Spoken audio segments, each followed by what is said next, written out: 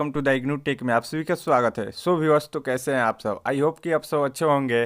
तो आज आप लोगों के बीच फिर से एक नई वीडियो लेके आए हैं। आज इस वीडियो में हम लोग देखने वाले हैं मोस्ट इंपॉर्टेंट क्वेश्चन, जिसका सब्जेक्ट कोड होगा BHIC 132।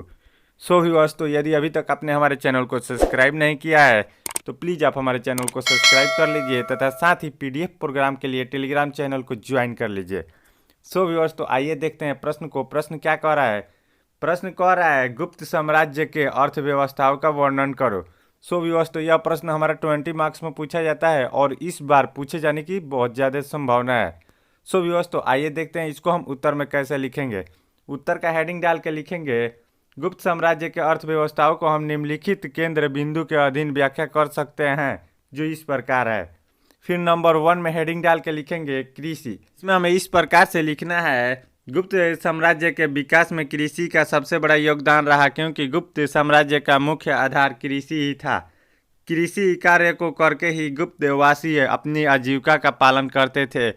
गुप्त काल के दौरान कृषि व्यवस्था काफ़ी विकसित थी और इसी व्यवस्था के वजह से गुप्तवासियों ने अपनी कृषि प्रणाली के विभिन्न प्रकार के नए तरीकों को अपनाया और कृषि के माध्यम से विभिन्न प्रकार के फसलों का उत्पादन करने लगे और यही इनके अर्थव्यवस्था का मुख्य आधार बन गया। गुप्त काल में यहाँ के लोग फसलों का उत्पादन के रूप में धान, गेहूँ, जौ, दाल, चना, सब्जियाँ आदि जैसे नकदी फसलों का उत्पादन करने लगे थे। गुप्त काल के लोगों की कृषि वर्षा पर निर्भर थी, लेकिन जब वर्षा ना होता तो वहाँ कुएं के माध्यम से सिंचाई करते थे, वो फसलों का उत्पादन करते थे। गुप्त काल के लोग जो भूमि कृषि के योग्य नहीं थी उसे छोड़ देते थे, जिससे खील कहा जाता था। इसके साथ ही पशुओं को चराने के लिए छोड़ी गई भूमि को चरागाह कहा जाता था। छोटे खेत को यहाँ के लोग खुद जोता करते थे, जबकि बड़े खेत को भूमि दान में दिया जाता था और जिससे यह भी मिलती थी कि वह खुद ही इसे न जोतता था बल्कि भूमिहीन लोगों किसानों को दे देता था इसकी जुताई करने के लिए। अतः हम कह सकते हैं कि गुप्त काल की अर्थव्यवस्था प्रधान रूप से कृषि पर निर्भर थी।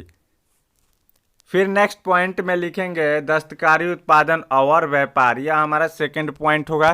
फिर इसमें हमें इस प्रकार से लिखना है गुप्त काल की अर्थव्यवस्था का दूसरा आधार यहाँ की जाने वाली व्यापार थी। गुप्त काल में खनन के दौरान बहुत से ऐसे पदार्थ मिले जिससे पर आधारित उद्योग का विकास हुआ। गुप्त काल में खनन के दौरान सोना, चांदी, तांबा, लोहा आदि खनिज पदार्थ मिले जो अर्थव्यवस्था का आधार रहा। इसके अलावा गुप्त काल में वस्त्र उद्योग काफ़ी अधिक विकसित हुआ और इस बात का पता अमरकोश के माध्यम से चला, जिसमें कताई, बुनाई, धागे, हथकरघा आदि का जिक्र हुआ था। इसके अलावा काफ़ी विकसित हुआ।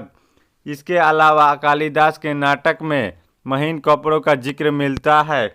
इसके साथ साथ यहाँ के लोग कपड़ों की सिलाई से भी वाकिफ थे। अतः हम कह सकते हैं कि गुप्त काल के लोग अर्थव्यवस्था का मुख्य रूप से यहाँ पर की जाने वाली व्यापार, यहाँ की कुटीर उद्योग आदि पर आधारित था। सो व्यूअर्स, तो इस प्रकार से हम इस प्रश्न को लिखेंगे और यदि अभी तक आपने हमारे चैनल को सब्सक्राइब नहीं किया है तो प्लीज़ आप हमारे चैनल को सब्सक्राइब कर लीजिए तथा साथ ही PDF प्रोग्राम के लिए टेलीग्राम चैनल को ज्वाइन कर लीजिए।